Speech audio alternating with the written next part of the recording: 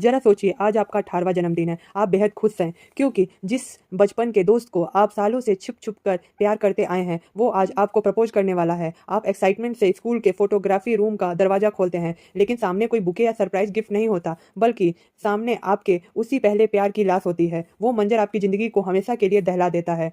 इस हादसे को 10 साल बीत चुका है। हारिन अब 28 साल की हो चुकी है और पेट शेल्टर में काम करती है, लेकिन उसका दिल आज भी उसी 18वें जन्मदिन के फोटोग्राफी रूम में अटका हुआ है। उसके लिए बर्थडे का मतलब केक काटना नहीं, बल्कि अपने पहले प्यार सोजुन की मौत का मातम मनाना है। 10वीं बरसी पर हारिन को अचानक सोजुन का पुराना कैमरा और उसके छोड़ी हुई कुछ अनडेवलप्ड फोटोज मिलती है। उन फोटोज को देखकर पुरानी यादें और दर्द फिर से ताजा हो जाते हैं। खुद को इस दर्द से बचाने के लिए हारिन फैसला करती है कि वो इन तस्वीरों को जला देगी। लेकिन जैसे ही पहली तस्वीर को आग लगाती है, कैमरे में धुआं उठता है और एक ऐसा चमत्कार होता है जिसके बारे में किसी ने सोचा भी नहीं था।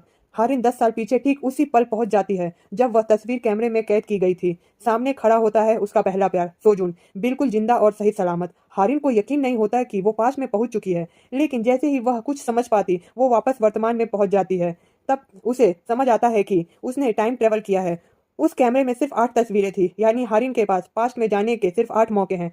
हर बार जब वो एक तस्वीर जलाती वो उस खास दिन पर पहुंच अतीत बदलने की कोशिश करती है, लेकिन यह इतना आसान नहीं है। छोटा सा बदलाव भी उसका वर्तमान पूरी तरह उलट पलट कर देता है। हर टाइम ट्रेवल के साथ नए नए खतरे और अनसुलझे सच सामने आने लगते हैं। 10 साल तक दुनिया और हारिन यही मानते हैं रहे कि सोजुन ने सुसाइड किया था, लेकिन जैसे जैसे हारिन तहकीकात करती है उसे पता चलता है कि सोजुन ने सुसाइड नहीं किया था। उस दिन फोटोग्राफी रूम में कोई तीसरा मौजूद था जिसने उसे बेरहमी से मार डाला। सोजुन के किसी करीबी ने ही उसका कत्ल किया, जिस कारण हारिन एक एक करके अपने सभी दोस्तों पर नजर रखती है। शुरुआत में शक सब पर जाता है, लेकिन सच्चाई सामने आते ही हारिन के पैरों तले जमीन खिसक जाती है।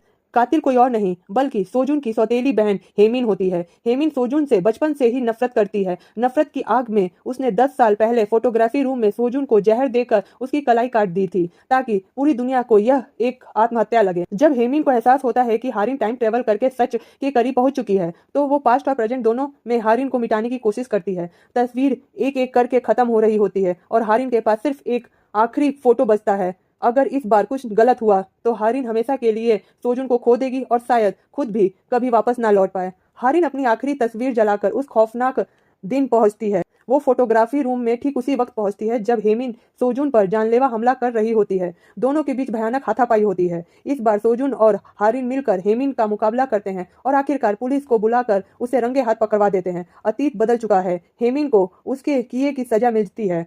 हारिन अपना 28वां जन्मदिन मना रही होती है और उसके ठीक सामने सोजुन बिल्कुल जिंदा और मुस्कुराता हुआ खड़ा होता है।